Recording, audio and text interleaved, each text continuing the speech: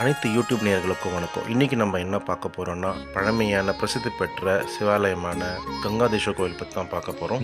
இந்த அருமையான திருத்தலம் எங்கே அமைஞ்சிருக்கு பார்த்தீங்கன்னா, சென்னை புரசைவாக்கத்தில் அமைஞ்சிருக்கு.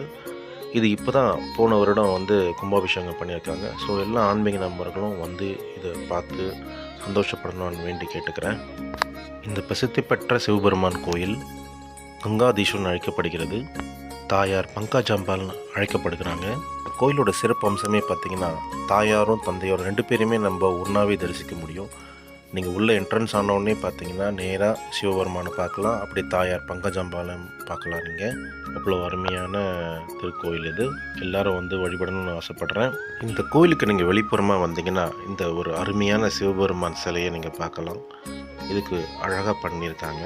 இது பார்க்கும் போதே நமக்கு நம்ம நேர்லேயே பார்த்த அந்த திருப்தி கிடைக்கும், அந்த அருள் கிடைக்கும். அவர் நம்ம வேண்டியதெல்லாம் கொடுப்பார். அந்த மாதிரியான ஒரு அற்புதமான ஒரு சிலையை அவங்க நிறுவியிருக்காங்க. இது அறநிலை கட்டுப்பாட்டில் இருக்குது. அவங்க அதை அழகாக பராமரிச்சுட்டு வராங்க. இந்த புரசைவாக்கம் ஏரியாவில் பார்த்திங்கன்னா கூச்சலும் சுத்தமும் அதிகமாக இருக்கும், நெரிசலும் அதிகமாக இருக்கும். ஆனால் இந்த கோயிலில் வந்தீங்கன்னா அப்படியே வித்தியாசமாக உங்களுக்கு அமைதிய சூழல் அப்படியே தெரியும். சாந்தமாகிடுவீங்க. அப்படி ஒரு அமைதியான திருத்தலம் இது.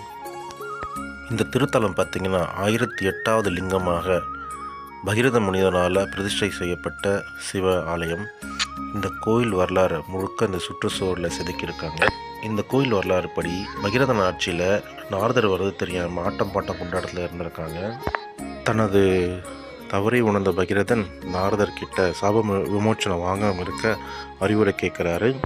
நாரதரும் பகிரதனை மன்னித்து ஒரு சிவலிங்கத்தை பிரதிஷ்டை செய்து வழிபடும்படி சொல்கிறாரு.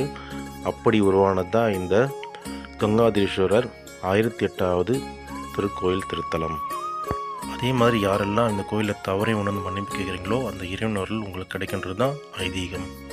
இதோடு அந்த தொகுப்பு முடிவடைகிறது. மேலும் பல கோயில்களை பற்றி தெரிஞ்சிருக்க நம்ம சேனலை இணைஞ்சிருங்க. நன்றி, வணக்கம்.